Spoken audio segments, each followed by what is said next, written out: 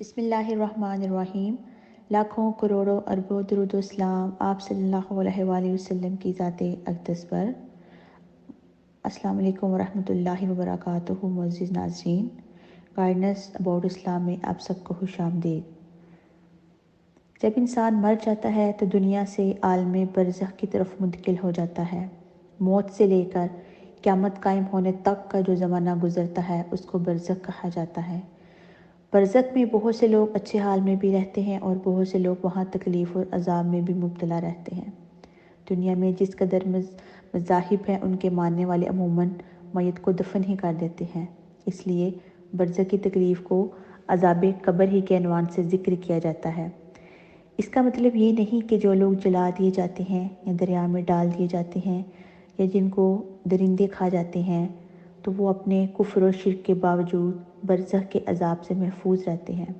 خدا تبارک تعالیٰ کو قدرت ہے کہ درندوں کے پیٹوں اور سمندروں کی تہوں سے زراعت کو جمع فرمائے اور برزخی زندگی دے کر عذاب دے دے۔ مومنین صالحین کے لیے قبر انتظار گاہ ہے۔ یہ حضرات قیامت ہونے تک برزخ میں آرام سے رہتے ہیں اور کافرین و منافقین کے لیے ایک طرح کی سخت حوالات ہے جس میں عذاب ہی عذاب ہے۔ اور جو لوگ فاسق ہیں، کبیرہ گناہوں میں لگے رہتے ہیں، ان کو بھی عذاب قبر دیا جاتا ہے۔ لہٰذا مومن بندے بھی عذاب قبر سے پناہ میں رہنے کی دعا کرتے ہیں۔ حضور اکرم صلی اللہ علیہ وآلہ وسلم امت کو تعلیم دینے کے لیے ہر نماز کے بعد عذاب قبر سے پناہ مانگتے تھے۔ حدیثوں میں خوب واضح طریقہ یہ بتا دیا ہے کہ اہل ایمان صالحہ والے بندے برزخ میں آرام سے رہتے ہیں۔ جہاں تک نظر پہنچے وہاں تک ان کی قبر کشادہ اور روشن کر دی جاتی ہے، اور ایسے بندوں کے لیے قبر میں جنت کا بستر بچھا دیا جاتا ہے اور جنت کے کپڑے پہنا دیے جاتے ہیں اور قبر میں جنت کا دروازہ کھول دیا جاتا ہے اور اس دروازے سے جنت کی لطیف ہوا اور خوشبو آتی رہتی ہے، اور کافروں اور بدکاروں کو قبر میں عذاب ہوتا ہے۔ اس عذاب کی بہت سی تفصیلات احادیث شریف میں بھی آئی ہیں، مثلا زمین کا بھینچنا، سانپوں کا مسلط ہونا، نیچے آگ کا بچھا دیا جانا، گزوں سے مارا جانا، دوزخ کا دروازہ قبر کی طرف کھول دیا جانا تاکہ وہاں کی سخت گرم ہوا آتی رہے۔ استغفر اللہ۔ قبر کے آرام اور تکلیف کی خبر انبیاء سابقین علیہ السلام نے بھی دی ہے۔ ان کی امتیں بھی اس کا یقین رکھتی تھیں اور عذاب قبر سے پناہ مانگتی تھیں۔ یہودی حضرت موسیٰ علیہ السلام سے اپنا تعلق ظاہر کرتے تھے، ان کے دین کو تو انہوں نے بدل دیا، مگر کچھ باتیں جو ان کی تعلیمات سے یہود کے پاس رہ گئی ان میں سے ایک عقیدہ یہ بھی ہے کہ نافرمانوں کو قبر میں عذاب ہوتا ہے، جو کہ ایک یہودی عورت حضرت عائشہ رضی اللہ تعالیٰ عنہ کے پاس آئی۔ اس نے اپنی مذہبی معلومات کی بنیاد پر قبر کے عذاب کا تذکرہ کیا تو حضرت عائشہ رضی اللہ عنہ نے حضور اکرم صلی اللہ علیہ وآلہ وسلم سے اس کی تصدیق چاہی تو آپ نے فرمایا کہ نافرمانوں کو قبر میں عذاب ہونے کا عقیدہ حق ہے۔ یہود و نصارہ اور وہ تمام لوگ جو خاتم النبیین سیدنا حضرت محمد صلی اللہ علیہ وآلہ وسلم کے دین کے منکر ہیں، یہ سب برزخ میں عذاب میں رہیں گے اور روز محشر بھی سخت سے سخت تکلیف میں اٹھائیں گے، پھر ہمیشہ کے لیے دوزخ میں داخل ہوں گے۔ جو لوگ کہتے ہیں کہ ہم مسلمان ہیں مگر دین محمدی میں تحریف یعنی عدل بدل کرتے ہیں، یا خاتم النبیین صلی اللہ علیہ وآلہ وسلم کے بعد کسی اور کو نبی ماننے میں، یا روزہ نماز کی فرضیت کے منکر ہیں، یا دین کا مذاق اڑاتے ہیں، یہ بھی سب کافر ہیں جو کافروں والے عذاب میں مبتلا ہوں گے۔ جو لوگ انبیاء سابقین علیہ السلام سے اپنا رشتہ بناتے ہیں جیسے یہود و نصارہ، یہ لوگ اول تو اس دین پر باقی نہیں رہتے جن دین پر حضرات اکرام انبیاء کرام نے ان کو چھوڑا تھا، تو انہوں نے دین میں کفر اور شرک کو دخل کر لیا تھا۔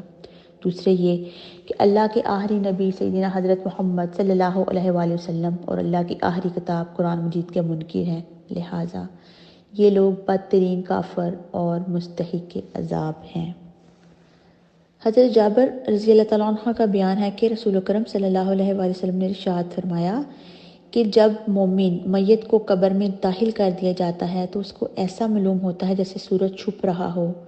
جب اس کی روح قبر میں واپس لوٹائی جاتی ہے تو آنکھیں ملتا ہوا اٹھ کر بیٹھتا ہے اور فرشتوں سے کہتا ہے کہ مجھے چھوڑ دو، میں نماز پڑھتا ہوں۔ گویا وہ اس وقت اپنے آپ کو دنیا میں تصور کرتے ہوئے فرشتوں سے کہتا ہے کہ سوال جواب کو رہنے دو، مجھے فرض ادا کرنا ہے، وقت ختم ہوا جا رہا ہے۔ ظاہر ہے کہ یہ بات صرف وہی کہے گا جو دنیا میں بھی پابندی کے ساتھ نماز ادا کرتا ہوگا اور اس کو ہر وقت نماز کا خیال لگا رہتا ہوگا۔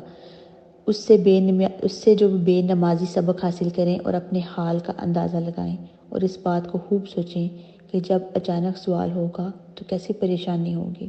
حضرت ابو ہریرہ رضی اللہ تعالیٰ عنہ فرماتے ہیں کہ رسول پاک صلی اللہ علیہ وآلہ وسلم نے ارشاد فرمایا کہ جب میت کو قبر میں رکھ دیا جاتا ہے تو اس کے پاس 2 فرشتے آتے ہیں جن کا رنگ سیاہ اور آنکھیں نیلی ہوتی ہیں، جن میں سے ایک کو منکر اور دوسرے کو نکیر کہا جاتا ہے۔ وہ دونوں اس سے پوچھتی ہیں کہ تو کیا کہتا ہے ان صاحب کے بارے میں جو تمہاری طرف بھیجے گئے؟ وہ اگر مومن ہے یعنی اگر وہ مسلمان ہوگا تو وہ جواب دیتا ہے کہ وہ اللہ کے بندے ہیں اور اس کے رسول ہیں۔ میں گواہی دیتا ہوں کہ اللہ کے سوا کوئی معبود نہیں اور بلا شبہ حضرت محمد صلی اللہ علیہ وآلہ وسلم اللہ کے بندے اور اس کے رسول ہیں۔ یہ سن کر وہ کہتے ہیں ہم تو جانتے تھے کہ تو ایسا ہی جواب دے گا۔ پھر اس کو قبر 70 ہاتھ مربع کشادہ کر دی جاتی ہے۔ پھر اس سے کہہ دیا جاتا ہے کہ اب تو سو جا، تو وہ کہتا ہے میں تو اپنے گھر والوں کو اپنا حال بتانے کے لیے جاتا ہوں۔ وہ کہتے ہیں کہ یہاں آ کر جانے کا قانون نہیں کہ تم واپس نہیں جا سکتے، تو سو جا جیسا کہ دلہن سوتی ہے، جیسے اس کے شوہر کے سوا سے کوئی اٹھا نہیں سکتا، لہٰذا وہ آرام سے قبر میں رہتا ہے یہاں تک کہ اللہ تبارک تعالیٰ سے قیامت کے روز اسی جگہ سے اٹھائیں گے۔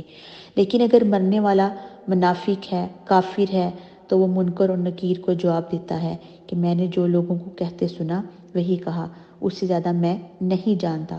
تو وہ دونوں فرشتے کہتے ہیں ہم تو خوب جانتے تھے کہ تم ایسا ہی جواب دے گا۔ پھر زمین سے کہا جاتا ہے کہ اس کو بیچ دے، چنانچہ زمین اسے بیچ دیتی ہے جس کی وجہ سے اس کی پسلیاں ادھر کی ادھر چلی جاتی ہیں۔ پھر وہ قبر کے اندر عذاب میں رہتا ہے یہاں تک کہ قیامت کو اللہ تبارک تعالیٰ سے وہاں سے اٹھائیں گے۔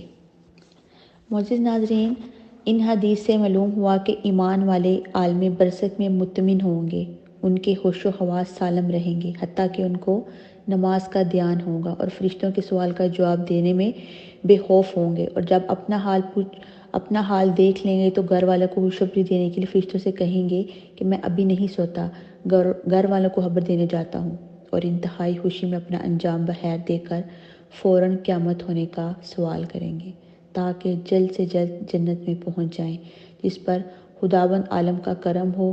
اس کے ہوش و حواس بھی باقی رہتے ہیں اور اس سے اللہ تبارک تعالیٰ صحیح جواب دلاتے ہیں، جیسا کہ سورۃ ابراہیم میں فرمایا۔ ایمان والوں کو اللہ اس پکی یعنی کلمہ طیبہ کے ساتھ دنیا اور آخرت میں مضبوط رکھتا ہے۔ بخاری مسلم کی ایک حدیث میں ہے کہ قبر میں عذاب دینے کے لیے جب گرزوں سے مارا جاتا ہے تو مارے جانے کی وجہ سے مردہ اس زور سے چیختا ہے کہ انسان اور جنات کے سوا ہر چیز اس کی چیخو پکار کو سنتی ہے۔ انسان اور جنات کو عذاب قبر کے حالات اس لیے نہیں دکھائے جاتے کہ وہاں کی آواز نہیں سنائی جاتی کہ یہ دونوں فریق ایمان بالغیب کے مکلف ہیں۔ اگر ان کو عذاب قبر دکھا دیا جائے یا کانوں سے وہاں کی مصیبت زدوں کی چیخو پکار سنا دی جائے تو آنکھوں دیکھا حال سامنے آنے کی وجہ سے سب ایمان لے آئیں گے اور نیک عمل کرنے لگیں گے۔ حالانکہ خدا کے یہاں ایمان بالغیب معتبر ہے کہ ہر رسول اکرم صلی اللہ علیہ وسلم کی بات سن کر مان لیں، سمجھ میں آئے یا نہ آئے، بہرحال آپ صلی اللہ علیہ وسلم کی بات صحیح مانیں، اسی کو ایمان فرمایا گیا ہے۔ یہ حدیث شریف میں بھی مذکور ہے اور یہ حکمت بھی ہے کہ انسان اس کا آنکھوں دیکھا حال برداشت نہیں کر سکتے۔ اگر عذاب قبر کا حال آنکھوں سے دیکھ لیں یا کانوں سے سن لیں تو بے ہوش ہو جائیں۔ حدیث شریف کی روشنی میں یہاں قبروں کے کچھ حالات ہم نے سنے۔ تو ویورز، غور کرنے کی بات ہے کہ دنیا میں ہم نے ہمیشہ نہیں رہنا، یہاں کی زندگی بہت تھوڑی سی ہے، یہاں کا آرام بھی معمولی سا ہے اور تکلیف بھی قابل برداشت ہے۔ اس زندگی کے بعد برزخ زندگی یعنی قبر میں سینکڑوں سال جب تک قیامت قائم ہو، اگر اعمال اچھے نہ ہوئے، نمازیں برباد کر کے، روزے کھا کر، زکاتیں روک کر، لوگوں کے حقوق دبا کر قبر میں پہنچے اور بدعمالی کی وجہ سے وہاں عذاب ہونے لگا تو ہمارا کیا بنے گا؟ لیکن ہم اس نفسا نفسی کے دور میں بھول چکے ہیں کہ ہم تو صرف یہاں چند دن کے مہمان ہیں۔ ہم بھول چکے ہیں کہ ہم نے واپس بھی لوٹنا ہے، تو ہم سب کو موت کے بعد کی فکر کرنا لازم ہے۔ نیک کام کریں، گناہوں سے بچیں تاکہ قبر کی زندگی آرام سے گزرے اور روزِ محشر بھی سرحرو ہوں۔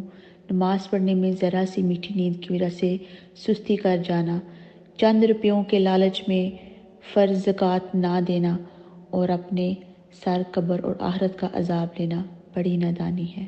اللہ تبارک تعالیٰ ہم سب کو آخرت کی فکر نصیب فرمائے اور قبر و حشر اور دوزخ کے عذاب سے محفوظ رکھے، آمین اللہم آمین۔ ویورز، اگر آپ کو آج کی ویڈیو پسند آئی ہو تو چینل کو سبسکرائب کیجیے، ویڈیو کو لائک کیجیے اور بیل آئیکن بٹن کو بھی ٹچ کیجیے تاکہ ہر نئی آنے والی ویڈیو کی نوٹیفیکیشن آپ کو بر وقت ملتی رہے۔ جزاک اللہ خیراً کثیرا۔ السلام علیکم ورحمۃ اللہ وبرکاتہ۔